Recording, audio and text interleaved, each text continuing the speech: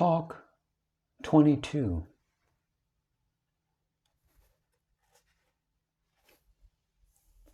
Tuesday, 16th July, 1895.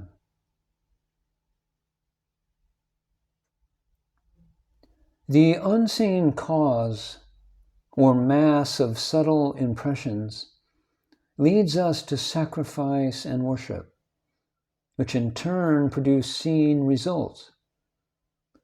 But to attain liberation, we must first hear, then think and reason, and then meditate upon Brahman. The result of works and the result of knowledge are two different things. Do and do not do are the background of all morality, but they really belong only to the body and mind. All happiness and misery are inextricably connected with the senses, and body is necessary to experience them. The higher the body, the higher the standard of virtue, even up to Brahma. But all have bodies. As long as there is a body, there must be pleasure and pain. Only when one has got rid of the body can one escape pleasure and pain. The Atman is bodiless. No law can make you free, for you are always free. Nothing can give you freedom if you have it not already. The Atman is self-illumined.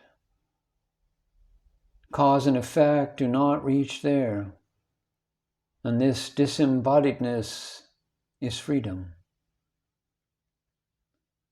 Beyond what was or is to be is Brahman. As an effect, freedom would have no value. It would be a compound, and as such would contain the seeds of bondage. It is the one real factor, not to be attained.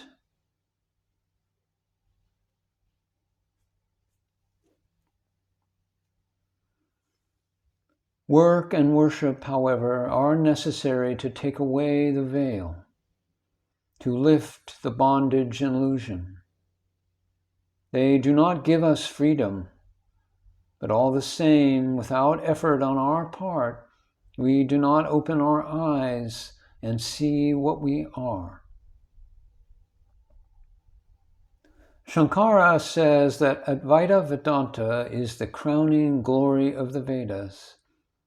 But the lower Vedas are also necessary because they teach work and worship, and through these many come to the Lord. Others may come without any help, but Advaita only. Work and worship lead to the same result as Advaita. Books cannot teach God, but they can destroy ignorance. Their action is negative. To hold to the books and at the same time open the way to freedom is Shankara's great achievement. But after all, it is a kind of hair splitting. Give man first the concrete, then raise him to the highest by slow degrees. This is the effort of the various religions and explains their existence and why each is suited to some stage of development. The very books are a part of the ignorance they help to dispel.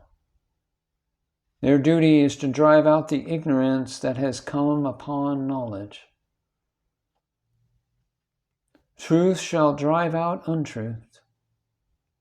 You are free and cannot be made so.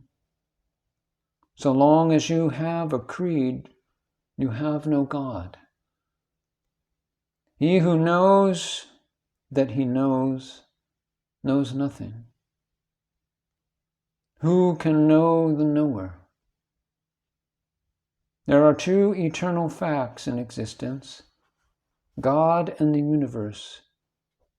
God unchangeable, the universe changeable. The world exists eternally. When your mind cannot grasp the amount of change, you call it eternally. You see the stone or the relief on it, but not both at once. Yet both are one. Can you make yourself at rest even for a second? All yogis say you can. The greatest sin is to think yourself weak. No one is greater. Realize you are Brahman. Nothing has power except what you give it. We are beyond the sun.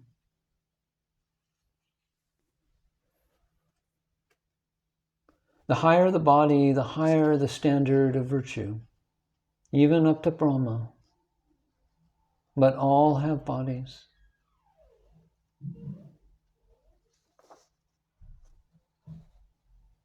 Remember this. Teach the godhood of man. Deny evil, create none. Stand up and say, I am the master of all.